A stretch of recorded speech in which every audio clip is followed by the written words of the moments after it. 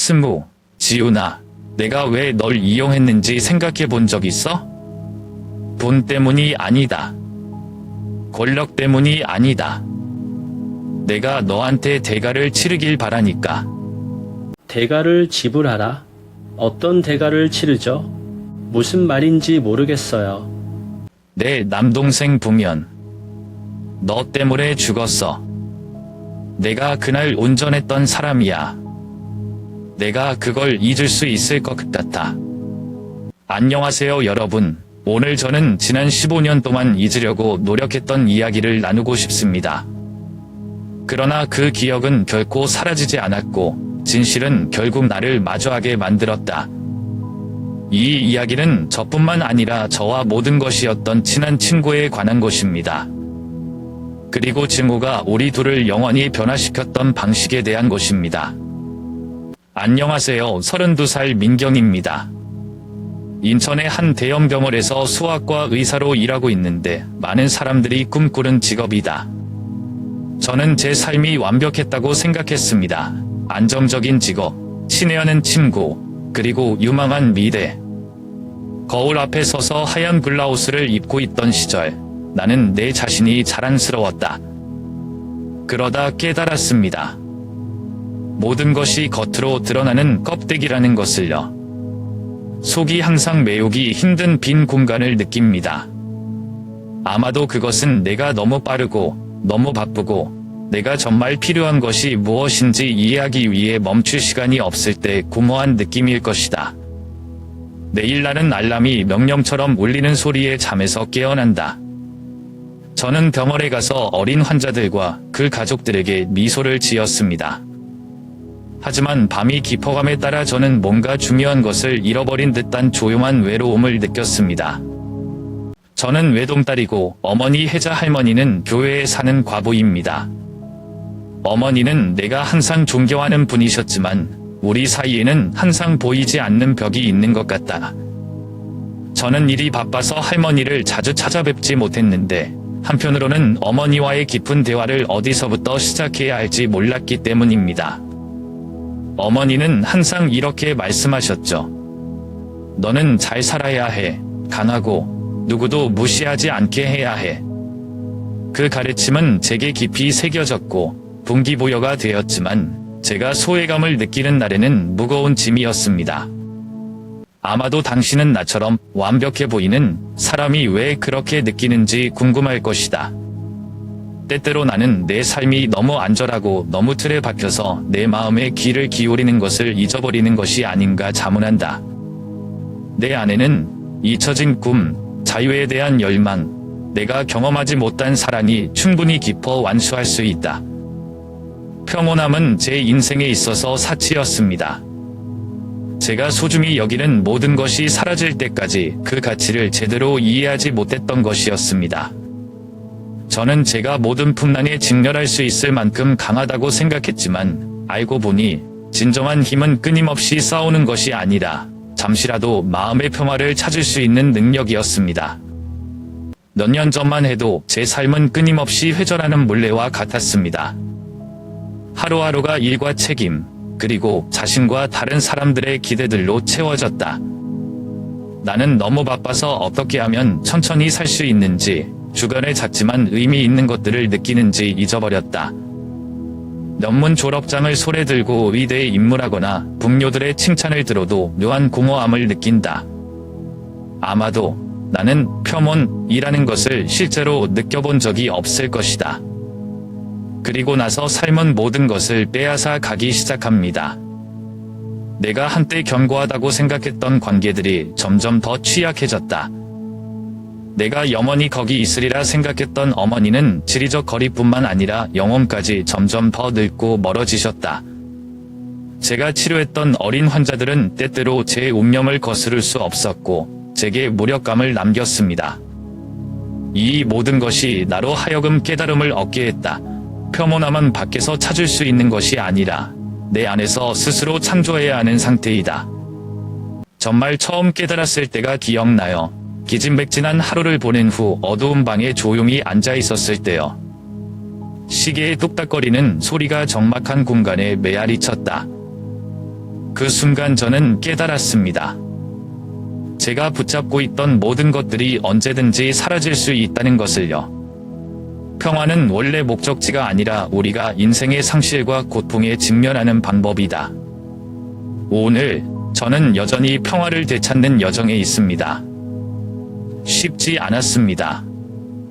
하지만 살아있기 위해서는 작은 것, 지나가는 순간, 마음의 빈틈을 소중히 여기는 법을 배워야만 한다는 것을 알았습니다. 왜냐하면 우리가 잃어야만 비로소 우리가 가진 것의 가치를 이해할 수 있기 때문입니다. 결표 현재 제 삶은 이전 선택들의 결과이며 일부는 옳지만 적지 않은 실수의 결과입니다. 결표 저는 한때 명성과 돈이 성공의 척도라고 믿었습니다. 제 가치를 세상에 증명하는 방법이라고 믿었죠. 그 여정에서 나는 시간, 건강, 심지어 내가 소중히 여겨야 할 관계를 희생하는 것을 주저하지 않는다. 하지만 지금 돌이켜보면 저는 제가 갈망했던 것들이 저를 진정한 평화로부터 멀어지게 한다는 것을 깨달았습니다. 그 세월 동안 저는 어둠 속에서 제가 어디로 가고 있는지 모르는 주자와 같았습니다. 나는 일에 뛰어들었고 끊임없이 더 많이, 더 잘, 더 빨리 얻기 위해 노력했다. 새로운 이정표에 도달할 때마다 저는 제 자신을 멈추게 하지 않고 더 높은 목표를 세웠습니다. 명예와 돈은 물질적으로 편안한 삶을 살 수 있게 해주었습니다. 하지만 동시에 그들은 보이지 않는 압박감을 어깨에 얹어주기도 했습니다. 제가 전혀 눈치채지 못했죠. 나는 나 자신에게 실증이 나기 시작했다. 넓은 아파트에 조용히 앉아 창문으로 불이 켜진 도시를 바라보는 밤도 있었지만 마음은 텅 비어 있었다. 사랑하는 사람들과 시간을 보내기에 너무 바쁘기 때문에 가족 식탁의 웃음은 이제 추억일 뿐이다. 친구들로부터의 격려의 말은 점점 희박해졌고 그들이 깨달았을 때 나는 그들이 더 이상 깨닫지 못하는 사람이 되었다. 한 사람은 항상 일을 그 무엇보다도 우선시했다. 한 번은 엄마가 늦은 밤에 전화하셨어. 그녀의 목소리는 약했지만 여전히 부드럽게 물었다. 잘 지내니? 엄마가 너 안 본 지 오래되다. 나는 응수했고 일찍 돌아가겠다고 약속했지만 그 약속은 끝없는 일련의 계획과 일에 묻혔다. 깨닫기 전까지는 어머니와의 거리가 쉽게 채워지지 않을 정도로 멀어졌다. 이제 제 선택을 돌이켜보면 저는 완전히 후회한다고 말할 수 없습니다. 왜냐하면 그것들이 오늘날 저를 형성했기 때문입니다. 하지만 저는 제가 저를 행복하게 해줄 것이라고 생각했던 것들에 대한 대가로 너무 많은 돈을 주고 있었다는 것을 부인할 수 없습니다. 현재의 삶은 소중한 교훈이며 반짝이는 모든 것이 금은 아니며 진정한 평화는 때때로 우리가 우연히 잊어버린 소박한 것들에 있다는 것을 상기시켜준다. 과거를 바꿀 수는 없지만 이제부터는 다른 삶의 방식을 택할 수도 있어요. 잃어버린 것은 돌아오지 않을 수도 있지만 여전히 나를 찾을 기회가 있고 내가 놓쳤던 평화를 찾을 수 있다. 그리고 이번에는 소중한 것들이 헛되이 흘러가지 않도록 하겠습니다. 스무시를 강남 모임에서 다시 만났는데 별표 고층 빌딩의 밝은 불빛이 마치 우주에서 울려 퍼지는 웃음소리와 어우러지는 듯 분주한 저녁이었다.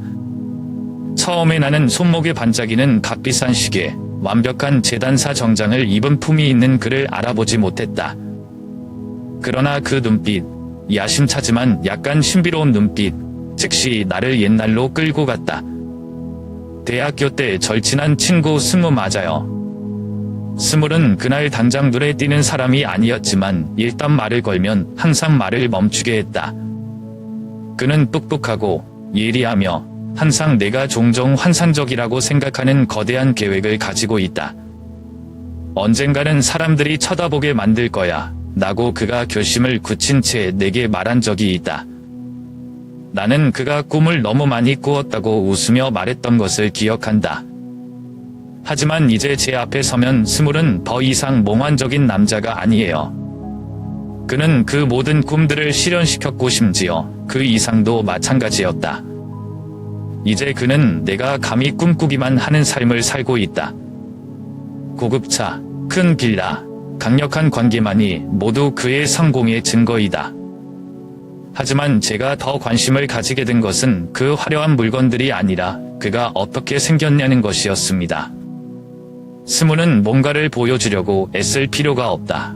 방으로 들어가자 곧 초점이 되었다. 악수, 사교적인 미소, 그리고 사람들의 시선은 모두 그가 부유할 뿐만 아니라 정말로 강력하다는 것을 보여줍니다. 우리는 대화를 시작했고 시간이 두 오랜 친구 사이의 거리를 흐려놓은 것 같았습니다. 그러나 저는 그가 유럽 여행, 대규모 투자 프로젝트, 상리춘 파티에 대해 이야기하는 동안 저는 부정할 수 없는 차이를 느꼈습니다. 아마도 그것은 모든 것을 성취한 사람과 아직 삶의 진정한 의미를 찾기 위해 고군분투하는 사람 사이의 차이일 것이다.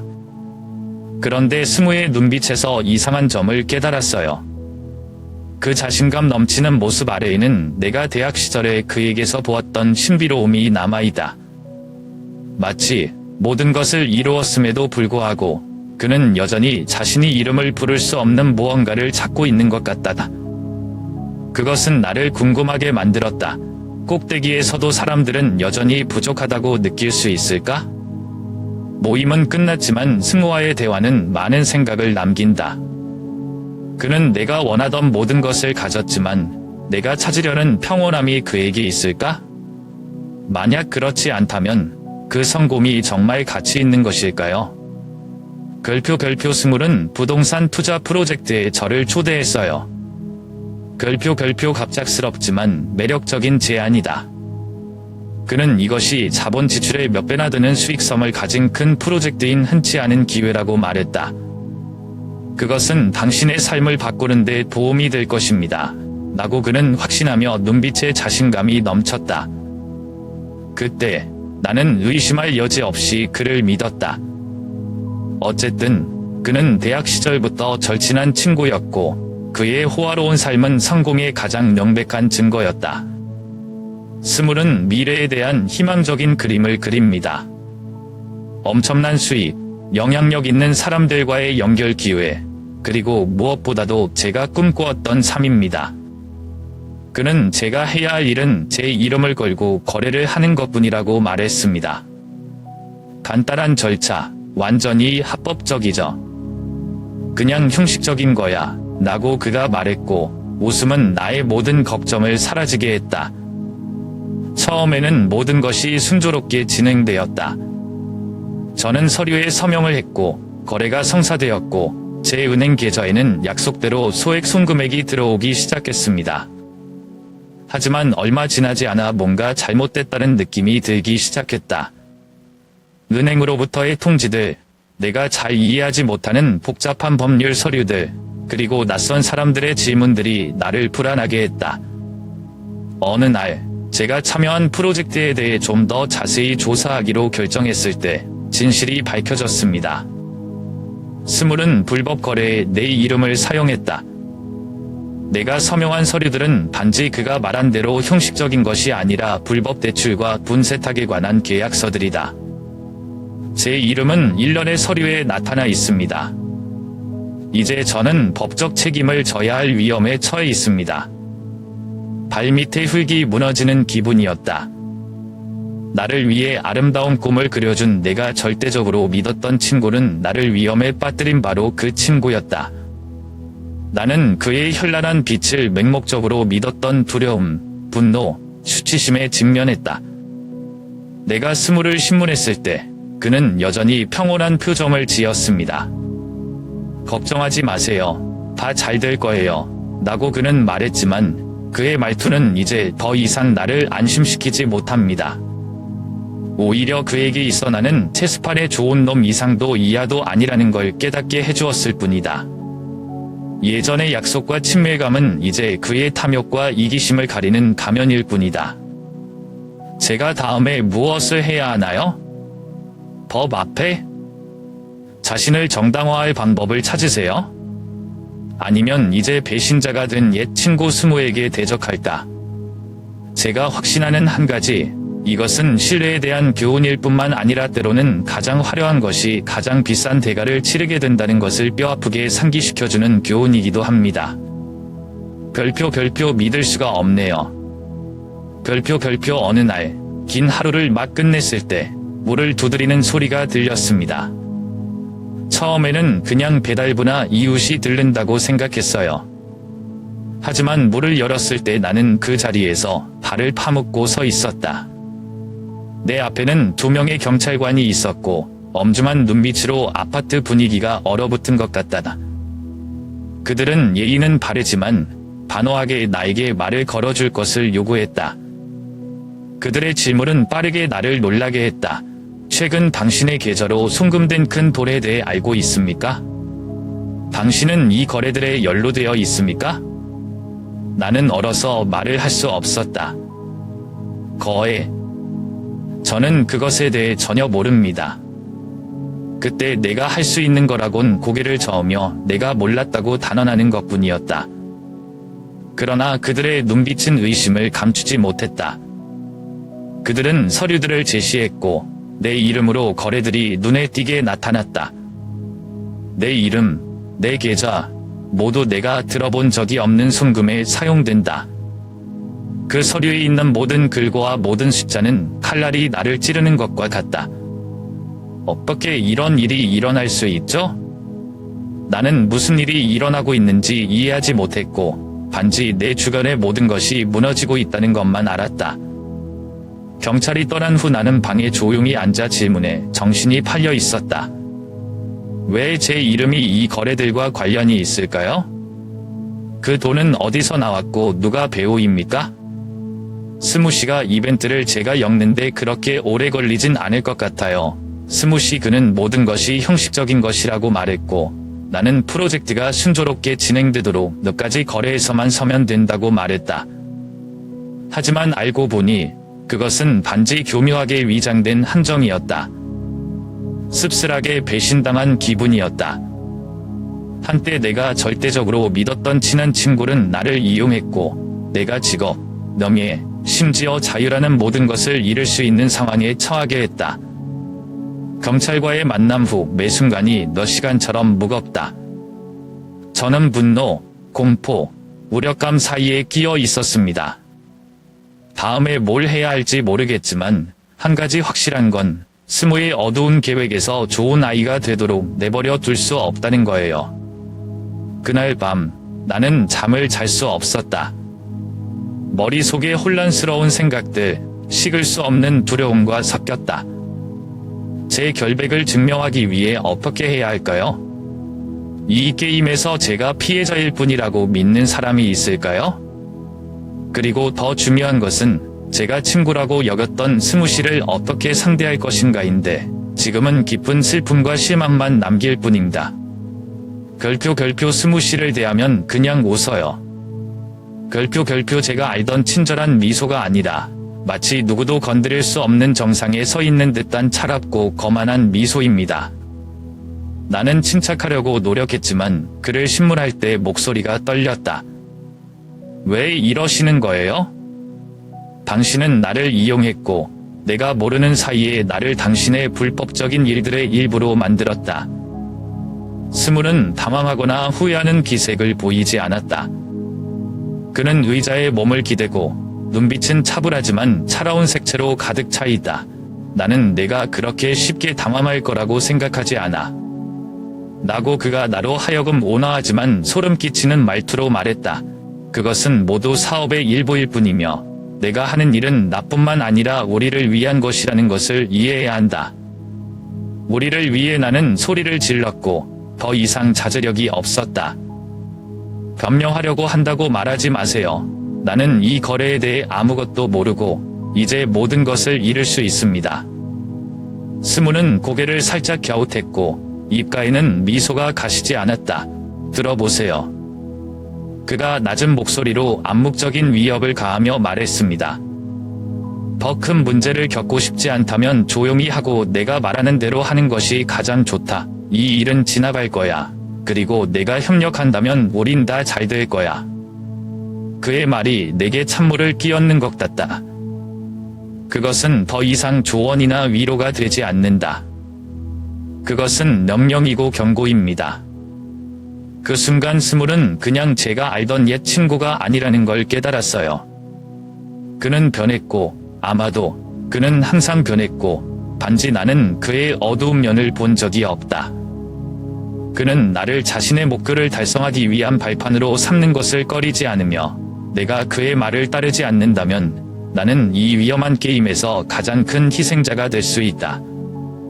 스무씨 사무실에서 나왔는데 머리가 빙빙 돌았어요. 쉽게 빠져나올 수 없는 소용돌이에 휘말린 기분이었다. 경찰, 법률, 그리고 주변 사람들의 의심스러운 시선까지 모두 나를 침몰시키려고 기다리고 있다. 하지만 동시에 두려움이 지배하게 놔두면 스무가 나를 끌어들이는 어둠에서 결코 벗어날 수 없다는 것도 알고 있다. 제가 어떻게 해야 하죠? 계속 침묵을 지키며 그가 조종하게 내버려 두던가, 아니면 저항하게 내버려 두던가, 그것이 상황을 더 악화시킬 수 있다는 것을 알면서도 내 마음속으로는 내 인생이 예전 같지 않을 것이라는 것을 이해한다. 스무는 저를 배신했을 뿐만 아니라 제 인생에서 가장 어려운 결정을 내리도록 관여했습니다. 어느 날 스무의 고급 아파트 파티에서 은지를 만났어요. 결표 그녀는 젊고 아마도 20대 후반의 젊은 여성이며 긴 생머리에 매끈하고 얼굴은 우아하지만 어딘가 피곤하고 심지어 불안하기도 하다. 그녀는 손님들 사이를 조용히 움직이며 마치 실제 소속이 아닌 호화로운 분위기에 몸을 담그려는 듯했다. 은지가 항상 승우한테도 사람들과 일정한 거리를 두고 있는 것 같다는 걸 눈여겨봤거든요. 그녀가 나에게 마실 것을 주었을 때 우리의 시선은 교차했다. 그것은 일반적인 시각이 아니다. 은지의 눈에는 뭔가 형용하기 어려운 것, 즉 불안, 두려움, 그리고 약간의 간청이 담겨 있었는데 마치 무슨 말을 하려는 듯 감히 내뱉지 못했다. 파티 내내 은지가 가끔 제 쪽을 쳐다보는데 눈빛이 똑같다는 걸 깨달았어요. 나는 뭔가 잘못된 것을 느꼈다. 자신만만한 미소와 함께 주변 사람들을 사로잡는 현란한 이야기로 스물은 늘 관심의 중심에 서 있다. 하지만 은지는 달랐다. 그녀는 누구와도 나눌 수 없는 무거운 비밀을 지니고 있는 사람처럼 보였다. 파티가 끝나갈 무렵 나는 용기를 내어 그녀에게 다가갔다. 은지 괜찮아? 나는 그녀에게 겁을 주지 않기 위해 목소리를 부드럽게 유지하려고 애쓰며 물었다. 은지는 깜짝 놀라 누가 들을까봐 두려운 듯 두리번거렸다. 나는 괜찮아 라고 그녀가 대답했지만 목소리가 거의 들리지 않을 정도로 작았다. 그녀가 얼핏 머뭇거리자 술잔을 든 손이 떨려서 내가 그녀의 어깨에 손을 얹어 진정시켜야 했다. 잠시 침묵이 흐른 후 은지는 라는 말을 잘 들어야 할 정도로 목소리가 작았다. 난 괜찮지 않아. 그녀가 나를 바라보는 눈빛에는 공포와 무기력함이 배어 있었는데 마치 그녀가 너무나 무거운 비밀을 간직하고 있었던 것 같았다. 나는 스무의 음산한 임무에 강제로 참여하게 되었다. 고 그녀는 딸꾹질하면서 목소리를 잃었다고 고백했다. 그는 우리 가족을 위협했다. 내가 따르지 않으면 부모님이 대가를 치르게 될 것이라고 말했다. 선택의 여지가 없었어요. 그녀가 한 말은 폭풍우처럼 밀려와 내 마음을 무겁게 했다. 스무의 우아하고 영리한 외모 뒤에 이렇게 잔인한 사람이 있을 줄은 몰랐습니다.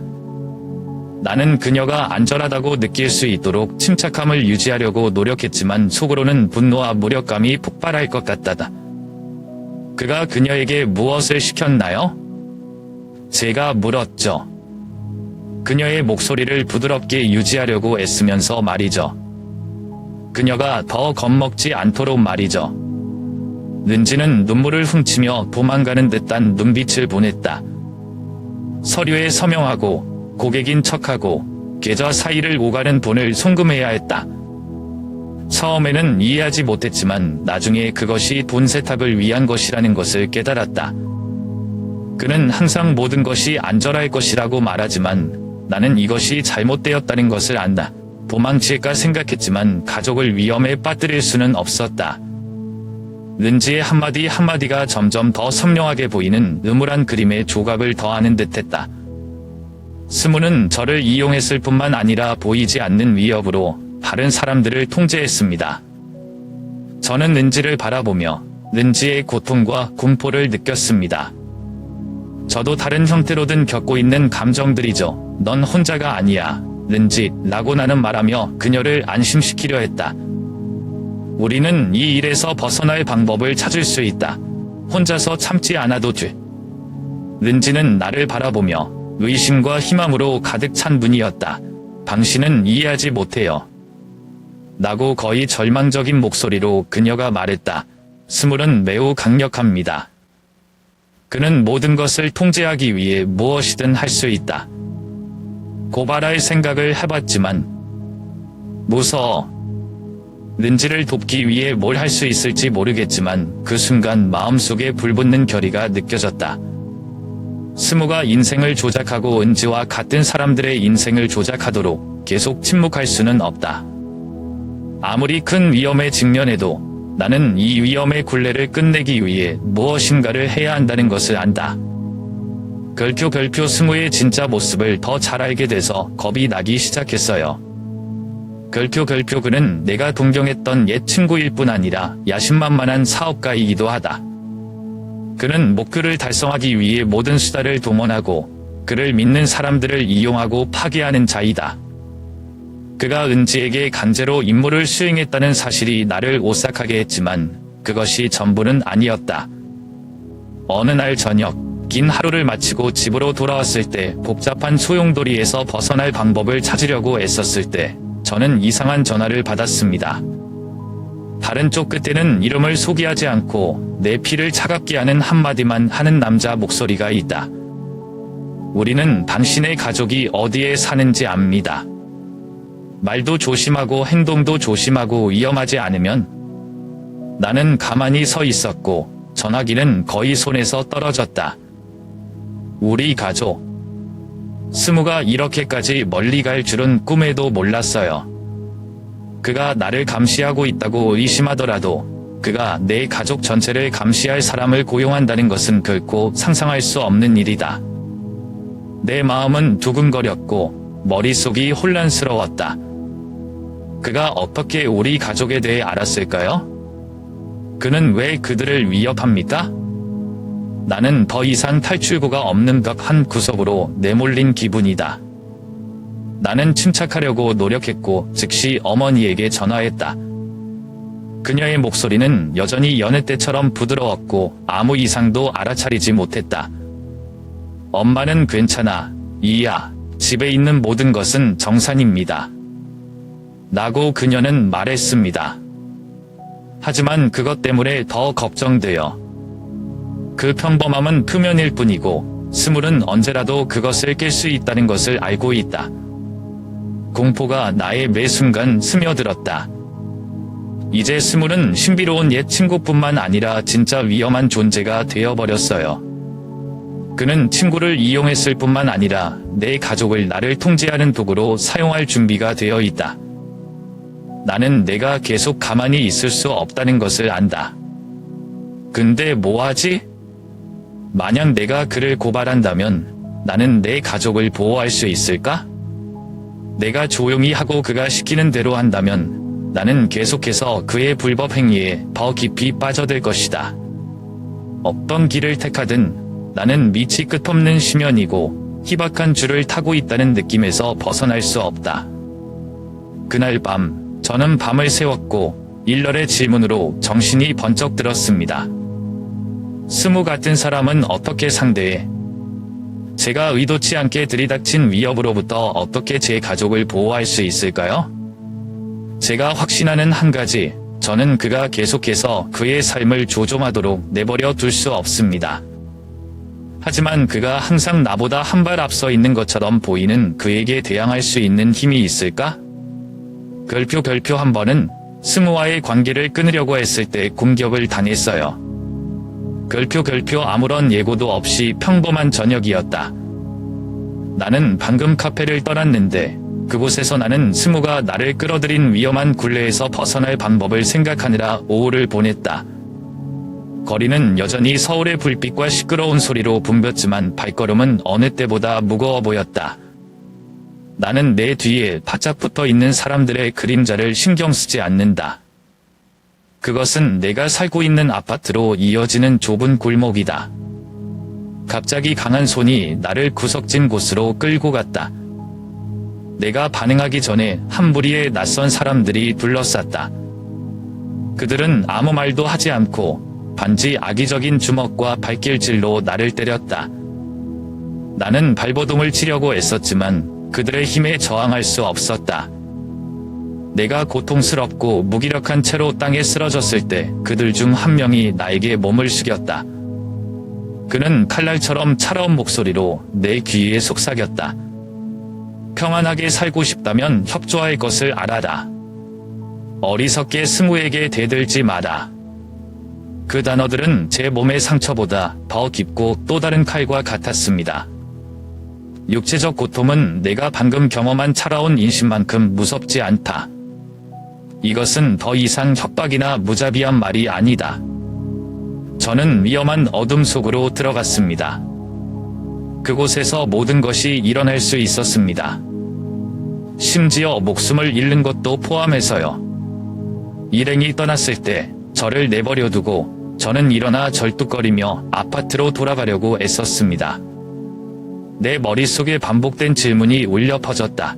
어떻게 일이 이 지경에 이르렀을까? 스무는 정교한 위협으로 나를 통제하려 했을 뿐만 아니라 이제는 폭력을 사용해서 나를 속박하고 있다. 저는 더 이상 자유로운 사람이 아닙니다. 저는 그의 소나기에서 완전히 좋은 사람이 되었습니다. 그날 밤 나는 방의 어둠 속에 앉아 몸이 아프지만 마음은 더욱 무거웠다. 나는 경찰에 신고할 수 없다. 내 이름이 불법 거래에 나타났을 때 누가 나 같은 사람을 믿겠는가? 저는 가족들에게도 말할 수 없습니다. 그렇게 하면 가족들을 위험에 빠뜨릴 뿐이기 때문입니다. 빠져나가려고 하면 할수록 더 깊이 빠져드는 벗에 걸린 기분이었다. 하지만 절망 속에서 또 다른 생각이 떠올랐다. 내가 계속 침묵하고 굴복한다면 나는 결코 승우에게서 벗어날 수 없을 것이다. 저는 제 삶에 대한 통제권을 되찾을 방법을 찾아야 합니다. 비록 그것이 더 큰 위험에 직면하는 것을 의미할지라도 말입니다. 저는 혼자서는 할 수 없다는 것을 알고 있고 분명을 찾아야 합니다. 누군가는 승우를 잘 알고 있고 누군가는 제가 너무 늦기 전에 상황을 역전시키는데 도움을 줄 수 있습니다. 얼마 후에 승우가 체포되었다는 소식을 들었어요. 별표 평범한 어느 날 아침 저는 컴퓨터 모니터 앞에 앉아 온갖 번거로움 끝에 새로운 일자리를 찾으려 애쓰고 있었습니다. 문자 메시지를 알리는 벨소리가 울리고 수화기를 열자 눈앞에 신문기사의 헤드라인이 떠올랐다. 별표 국제범죄 조직의 파괴, 체포된 유명한 사업가 별표. 나는 즉시 그를 클릭했다. 스무라는 이름이 첫 줄에 딱 나와서 그는 라인의 중요한 연결고리일 뿐만 아니라 실제로 돈 세탁, 금융정보거래, 그리고 국제적으로 일렬의 불법 활동을 하는 지도자들 중 한 명입니다. 이 기사는 호화 파티에서 만난 적이 있는 강남의 한 고급 아파트에서 체포를 진행하기 전에 경찰이 몇 달 동안 증거를 수집하고 그와 그의 군범들을 추적한 방법을 상세히 묘사하고 있다. 제 첫 느낌은 충격이었어요. 비록 이것이 완전히 놀라운 것은 아니었지만요. 스무가 위험하다는 건 알았지만 활동 규모가 이렇게 클 줄은 꿈에도 몰랐다. 부동산 프로젝트, 권력관계, 사치품들은 거대한 범죄 조직의 표면으로만 밝혀졌습니다. 하지만 충격 이후 안도감의 물결이 온몸을 스치고 지나가는 느낌이었다. 아마도 몇 달 만에 처음으로 저는 더 이상 위협을 느끼지 않을 것입니다. 더 이상 협박 전화도, 어둠 속에서 나를 감시하는 자들의 시선도, 내 인생을 뒤덮은 스무의 그림자도 없었다. 그는 이미 체포되었고 나는 그가 나나 다른 누구에게도 상처를 줄 가능성이 더 이상 없기를 바란다. 그래도 그 안도감은 오래가지 않았다. 저는 궁금했습니다. 이게 정말 끝일까? 스무의 조직은 크고 복잡하다. 그가 체포되었다고 해서 모든 위험이 사라진 것은 아니다. 그리고 더 중요한 것은 제가 그에게 불법 거래에 말려든 결과들에 여전히 직면해야 한다는 것입니다. 저는 제 이름이 여전히 관련자 명단에 있을 수 있다는 것을 알았고 저의 결백을 증명할 방법을 찾아야 했습니다. 그 후 며칠 동안 저는 더 많은 소식을 들었습니다. 경찰은 스무의 공범 여러 명을 체포했으며 이들은 이 범죄 조직과 관련된 재산들을 추적하고 있다. 나는 계속 기다리거나 몸을 숨길 수 없다는 것을 깨달았다. 진짜 스무의 그늘에서 벗어나기 위해서는 내가 스스로 일어서서 주도적으로 밝혀야 한다. 저는 제가 가지고 있는 모든 자료와 증거들, 이메일, 메시지, 그리고 저처럼 협박에 시달리던 같은 사람들의 이야기들을 수집하기 시작했습니다. 체포된 스물은 종말의 장이 될 수도 있지만 저에게는 자유와 명예를 되찾는 또 다른 여정의 시작에 불과합니다. 걸표하지만 더 큰 충격은 제가 감옥에서 보낸 편지를 받았을 때였습니다. 구금센터에서 도장이 찍힌 하얀 봉투가 저를 멈추게 했습니다. 나는 스무에 대해 다시는 듣지 않아도 될 줄 알았는데 그 사람이 체포되었을 때 우리 사이의 모든 일은 끝났다. 하지만 이제 이 편지는 마치 과거의 유령처럼 제가 숨기려 했던 혼란스러운 감정들로 저를 다시 끌어당깁니다. 나는 편지를 열었고 간단한 페이지의 낙서들은 즉시 내가 예상하지 못했던 사실에 나를 사로잡았다. 지훈아, 내가 이 편지를 읽을지는 모르겠지만 내가 숨겨둔 말을 해야겠어. 나는 너뿐만 아니라 다른 많은 사람들에게도 많은 잘못을 저질렀다. 근데 제일 괴로웠던 건 왜 시작됐냐는 거였어요. 나는 계속 읽었고 간 문장은 갓줄에 따라 가중되는 것 같다. 내가 왜 너를 이용했는지 생각해 본 적 있어? 내가 통제하기 쉽기 때문도 아니고 내가 순진해서도 아니다. 그건 내가 항상 내가 부러워서 그래. 대학 시절부터 너는 내가 원했지만 결코 가지지 못했던 모든 것을 가지고 있었다.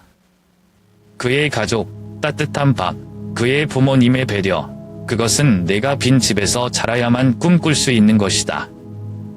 그의 경력은 안정적이고 의미심장하지만 나는 조종하고 속임으로써 모든 것을 스스로 만들어야 한다. 지훈아, 너의 모든 게 내가 항상 원했지만 이룰 수 없었던 거야. 나는 누군가에게 가슴을 간타당한 기분으로 멈춰섰다. 질투심? 내가 견뎌야 했던 모든 협박, 이용, 폭력은 스무가 몇 년 동안 길러온 질투의 결과였음이 드러났다. 손이 떨리기 시작했음에도 불구하고 나는 계속 읽었다. 나는 내가 용서하기를 바라지 않는다. 저는 제가 너무 멀리 왔다는 것을 알고 있었고 이제 저는 대가를 치르고 있습니다. 하지만 내가 하는 일은 널 파괴하고 싶어서가 아니라 내 인생에서 부족함을 어떻게 다뤄야 할지 모르기 때문이라는 걸 알아줬으면 해. 질투는 나를 갉아먹어. 나도 모르게 만든다. 나는 편지를 접었지만 그의 마지막 말은 여전히 내 머릿속에 맴돌았다. 나는 항상 내가 부러웠다. 그때의 제 느낌은 혼란스러웠습니다. 분노, 연민, 그리고 이름 불릴 수 없는 공허함 같은 것들이었죠. 나는 그가 한 일에 대해 그에게 화가 났지만 동시에 그가 지난 몇 년 동안 살아온 사실에 대해 슬프기도 했다.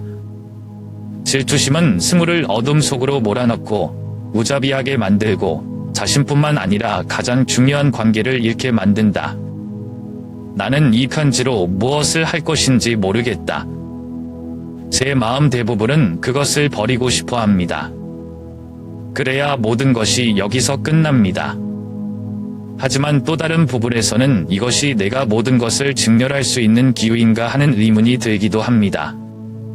스물을 용서할 수 있는 것이 아니라 내가 영원히 간직한다면 나를 끌어내릴 수 있다는 것을 알고 있는 내 마음의 원한을 풀 수 있는 기회인가 하는 생각이 들기도 합니다. 감옥에서의 그 편지는 한때 친구였고 배신자였던 한 사람의 뒤늦은 고백이었는데 이제는 그가 스스로 만들어낸 어둠으로부터 해방을 찾으려 하고 있다. 그리고 저는 스스로 답을 찾아야 했습니다. 어떻게 하면 스무가 남긴 상처에 더 이상 집착하지 않고 나아갈 수 있을까요? 별표 또 하나의 사실이 나를 받아들일 수 없게 만든다. 별표 그 편지에서 스물은 내가 예상하지 못했던 것, 즉 수년 동안 묻어온 비밀이지만 우리 사이의 모든 갈등의 근원임을 밝혔다. 별표 지훈씨, 한 가지 말씀드릴 게 있는데 이 글을 읽으면 저를 더 미워할 수도 있다는 걸 알면서도 하지만 더 이상 마음속에 간직할 수 없다. 그 해 교통사고 기억나? 사고가 단지 우연의 순간이었다고 생각하세요? 제 남동생이 돌아가신 날이에요. 그리고 그 차를 몰고 이를 저지른 사람은 너야, 별표. 여기까지 읽으니 온몸이 꽁꽁 얼어붙는 느낌이었다. 수년 전의 희미한 기억이 갑자기 사나운 파도처럼 밀려왔다. 사고가. 비가 오고 길이 미끄러운 친구 모임 후에 운전했던 기억이 난다. 보행자가 갑자기 내 차 앞에 나타났다. 나는 브레이크를 걸었지만 제 시간에 도착하지 못했다. 모든 것이 순식간에 일어났다. 나는 당황했고 즉시 경찰에 신고했음에도 불구하고 나는 결코 피해자의 신원을 알지 못했다. 경찰은 피할 수 없는 사고라고 결론짓고 나는 계속 살기 위해 죄책감을 묻으려고 노력한다. 하지만 이제 진실은 칼날처럼 다가왔다. 그 사람은 승우의 동생이다. 별표 내 동생 봉현이 나에게 전부이다. 우리 가족이 무너졌을 때 그것은 내 인생에서 유일한 빛이었다. 부모님이 이혼하신 후에 저는 그를 보호하겠다고 약속했어요. 절대로 그를 위험에 빠뜨리지 않을 거예요. 그러나 그날 그는 집에 오지 않았다. 그리고 내가 차를 운전한다는 걸 알았을 때 나는 참을 수 없었어. 나는 아무 말도 하지 않았다. 어떻게 해야 할지 몰랐기 때문이다. 놓지 못할 원한만 마음속에 키울 뿐이다. 별표. 그 글은 내 마음을 죄는 것 같다. 숨을 못 쉬겠어요. 잊으려 했던 사고, 사과와 경찰의 결론으로 끝난 줄 알았던 사고는 승우와 제가 겪었던 모든 일의 근원이었습니다. 나는 그가 동생을 잃었을 때 겪었던 고통을 상상할 수 없고, 그가 내가 그 죽음을 초래한 바로 그 사람이라는 것을 알게 되었을 때의 기분을 상상할 수 없다. 별표 지훈씨 미워했어요. 나는 내가 동현이를 빼앗아 갔기 때문에 내가 싫어. 왜냐하면 너는 내가 이 상실을 감수하면서 내가 완벽하다고 생각하는 삶을 계속 살았기 때문이야. 하지만 나는 이런 말을 할 만큼 너를 마주할 용기가 없었기 때문에 내 자신이 더 싫었다. 대신 나는 내가 겪지 말았어야 할 어려움에 너를 밀어넣고 지금의 나를 만들었다. 별표. 나는 편지를 놓았고 죄책감이 내 마음을 찢었다. 저는 단지 승우의 굴레의 희생양이 아닙니다. 저는 승우의 인생에서 비극의 근원이기도 합니다. 나는 이 사실을 어떻게 직시해야 할지 모르겠다. 제가 가장 사랑하는 사람을 우연히 빼앗은 사람에게 어떻게 사과할 수 있을까요? 그리고 그 상처가 결코 아물 수 없는데 어떻게 나 자신을 용서할 수 있을까요? 15년 뒤 서울을 떠나 부산 인근의 작은 마을에서 새 삶을 시작했다. 이곳의 날들은 이상할 정도로 평화로웠다. 더 이상 밝은 불빛, 오가는 사람들로 붐비는 거리, 또는 도시의 끊임없는 소리들이 없었다. 매일 아침 새소리와 바다 향기가 뒤섞여 과거의 무거운 기억을 잠시 잊게 해주는 산골짜기 작은 집을 골랐다. 어느 날 오후 시장으로 통하는 작은 길을 거닐다가 길가의 낡은 나무 의자를 고치려 몸을 굽히고 있는 한 남자에게 시선이 머물렀다. 그의 얼굴은 먼지로 얼룩져 있었고 머리카락은 희끗희끗했고 몸매는 다소 야위어 있었다. 처음에는 그를 알아보지 못했지만 그 눈빛을 잠깐 보았는데 바로 승우라는 것을 알았습니다. 나는 멈춰서서 익숙하면서도 낯선 느낌이 파고들었다. 내가 알던 권위적이고 거만한 남자는 사라졌다. 대신 부서진 의자를 복구하기 위해 나무 조각을 톱질하고 팍하고 받고 있는 소박한 일꾼이 있다. 그는 낡고 낡은 셔츠를 입고 있었고 손이 노동에 찌든 상태였으며 그의 눈빛에는 냉기가 없었고 다만 아련하지만 평온한 슬픔이 남아있을 뿐이었다. 나는 가까이 가지 않을 수 없었다. 스무? 하고 목청을 돋우는데 목소리가 살짝 떨리더라고요. 그는 고개를 들어 나를 보고 얼핏 놀랐다. 그러나 한순간 그는 고개를 끄덕이며 엷은 미소를 지었다. 지훈씨, 라고 그는 낮은 목소리로 말했다. 그날의 자신감과 달리.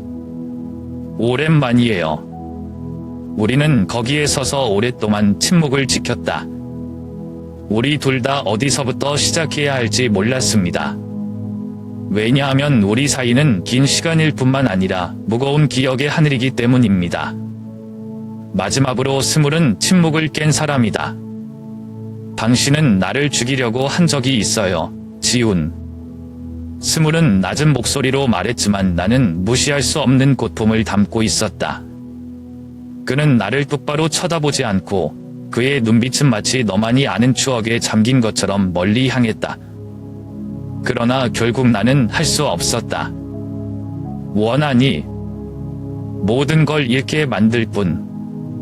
그 말들은 나를 오싹하게 했다. 무슨 일이든 할 수 있다는 의심을 품은 적도 있었지만 스무의 입으로 그 어두운 의도를 인정하는 것을 들으며 등줄기를 타고 달리는 한기를 느낄 수밖에 없었다. 그러나 분노나 두려움 대신 슬픔만 느낄 뿐이었다. 지몰은 야심차고 똑똑한 옛 친구를 평생을 어둠 속으로 몰아넣었던 집착남으로 만들었다.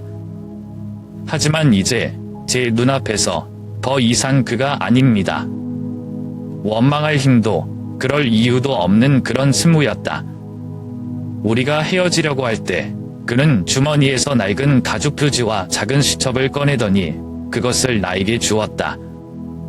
잡아요. 라고 그가 오후의 침묵을 깨뜨릴까봐 두려운 듯 나지막한 목소리로 말했다. 이것은 내가 감옥에서 보낸 이후 지금까지 몇 년 동안 쓴 일기이다. 내가 느끼는 모든 것, 고통, 후회. 여기에 다 적어요. 나는 내가 그것을 읽었으면 해. 나를 용서하기 위해서가 아니라 왜 그런지 이해하기 위해서. 손에 일기장을 들고 있자니 무겁기도 하고 이상하기도 했다. 스물은 마지막 짐을 덜어낸 듯 살짝 웃었다. 제가 잃어버린 걸 찾으시길 바랍니다. 지훈씨, 나에게 그랬던 것처럼 증오나 고통이 너의 인생을 지배하게 하지마. 그는 몸을 돌려 걸었고 모습은 조용했지만 예전처럼 무거워 보이지는 않았다. 나는 거기에 서서 해질녘에 비긴 그의 깡마른 모습을 지켜보았다. 그날 저녁, 저는 일기장을 폈습니다. 첫 번째 글은 고통과 가책으로 가득 차서 떨렸다. 스물은 동생의 죽음에 대해, 그를 갉아먹은 질투심, 그리고 자신의 원망으로 파괴된 꿈들에 대해 글을 쓴다. 그는 변명도, 비난도 하지 않고 가슴 아프게 진실말을 담아냈다. 지훈이를 만지면 기분이 좋아질 거라고 생각하지만 그를 다치게 할 때마다 어둠 속에 더 깊이 가라앉는 것만 같아요. 지몰은 봉연이를 다시 데려오지도 않고 저를 덜 외롭게 하지도 않아요. 나 자신을 잃을 뿐. 마지막 장에서 스물은 단순 노동의 세월 동안 찾아낸 해탈에 대해 글을 씁니다. 고통을 받아들이고 자신의 일부가 되도록 내버려두는 것 대신에 말이죠. 그는 일기를 다음과 같은 메시지로 마무리했다. 지훈아, 이 글을 읽고 있다면 무슨 일이 있어도 항상 존경한다는 것을 알아줬으면 해. 너는 내가 너무 늦기 전까지 결코 가치를 이해하지 못했던 모든 것들을 가져서 사랑, 용서, 그리고 다시 시작할 수 있는 능력. 내가 할 수 없는 일을 할 수 있는 기회는 아직 있다. 후회하지 않는 삶을 살아라. 나는 일기장을 접어 마음이 조금 가벼워짐을 느꼈다. 스물은 나에게 상처를 주었지만 그도 그 이상으로 자신을 파괴했다. 그 글을 읽고 나는 너무 많은 상실과 고통을 겪었지만 여전히 내 삶을 재건할 기회가 있다는 것을 깨달았다. 그리고 이번에는 저는 제가 잃은 것이 아니라 제가 여전히 가지고 있는 것을 위해 살 것입니다. 별표 오늘 내가 얻은 평화는 과거를 잊는 것이 아니라 상대와 자신을 위한 용서와 용서를 배우는 데서 온다. 별표. 부산 근처 작은 마을에 살던 시절은 상처를 안고 사는 사람이 없다는 것을 가르쳐 주었다. 하지만 중요한 것은 그들을 숨기는 것이 아니라 그들을 똑바로 보고 그들을 인생의 필수적인 부분으로 받아들이는 법을 배우는 것이다. 남을 용서하는 것은 쉬운 일이 아니다. 나는 스물을 용서하는 것이 불가능하다고 생각했다. 그가 한 일 이유가 아니다. 하지만 그의 얘기에 실린 시간과 글은 제게 이해를 주었습니다. 용서는 누군가의 실수를 정당화하는 것이 아니라 원망의 굴레에서 자신을 해방시키는 것입니다. 그리고 가장 중요한 것은 저는 제 자신을 용서하는 법을 배웠습니다. 과거는 바꿀 수 없다. 스무 동생을 다시 데려올 수도, 실수로 야기한 고통을 지울 수도 없다.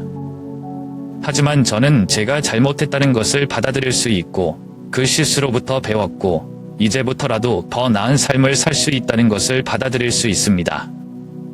내일 아침 일어나면 파도 소리와 하늘의 향기에 평온함을 느낀다. 그것은 망각의 평화가 아니라 이해의 평온이다. 과거가 아무리 무거워도 그것이 나를 완전히 정의하지는 않는다는 것을 이해한다. 고통과 상실이 삶의 일부라는 것을 이해하지만 그것들은 내가 행복을 찾는 것을 막을 수 없다. 스물은 내 삶에서 벗어났지만 그가 남긴 교훈은 영원할 것이다. 나는 더 이상 유감이나 비난으로 과거를 보지 않는다. 대신 저는 이것을 제 이야기의 한 장으로 봅니다. 힘든 장이지만 제가 걸을 수 있는 힘을 찾은 곳이기도 합니다. 오늘의 나의 표만은 여행이지 목적지가 아니다. 그리고 내일이 어떻든 간에 저는 용기를 갖고 사랑하고 더 밝은 미래를 위해 희망을 가질 준비가 되어 있다는 것을 알았습니다. 인생은 선택의 연속이다. 우리는 일어난 실수를 바로잡기 위해 시간을 되돌릴 수도 없고 우리가 겪었던 손실을 바꿀 수도 없다. 하지만 우리는 항상 다음 단계를 선택할 수 있습니다. 앞길이 울퉁불퉁하든 어둡든 선택은 우리의 손에 달려 있습니다. 과거로 이어지거나 영원히 갇히게 되는 것이죠. 포기하고 싶을 때가 있었다는 것을 부인하지 않는다. 내가 저지른 실수, 다른 사람들과 내가 겪은 상처, 더 이상 용서나 기회를 받을 자격이 없다고 생각하게 만든 적이 있다.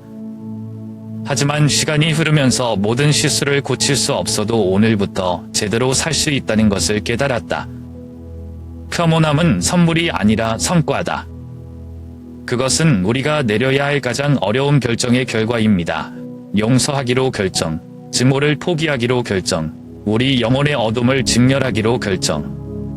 우리가 완벽하지 않더라도 우리 자신을 사랑하는 법을 배우고 더 이상 지배받지 않는 과거를 보는 법을 배우는 과정이다. 모든 상실, 고통, 그리고 힘든 교훈을 가진 제 이야기는 특별한 이야기가 아닙니다. 우리 중 누구라도 증오에 잠기거나 삶을 재건하기 위해 걸어가는 것 중에서 선택해야 하는 순간에 직렬하게 될 것이다. 저는 제 이야기가 모든 사람들에게 비록 모든 것이 사라진 것처럼 보일지라도 우리는 평화를 찾을 기회가 있다는 것을 상기시켜 주기를 바랍니다. 우리가 그것을 잡을 수 있을 만큼 용감하다면 말이죠. 인생은 아무도 기다리지 않지만 항상 우리에게 변화할 기회를 준다. 당신이 얼마나 많은 실수를 했든, 당신이 얼마나 많은 부담을 가지고 있든, 당신은 항상 다음 단계를 택할 수 있다는 것을 기억하라. 평화, 행복, 희망은 모두 그러한 선택들로부터 시작된다. 놓기 위한 선택, 용서할 수 있는 선택, 그리고 다른 사람들과 자신 둘 다 사랑할 선택.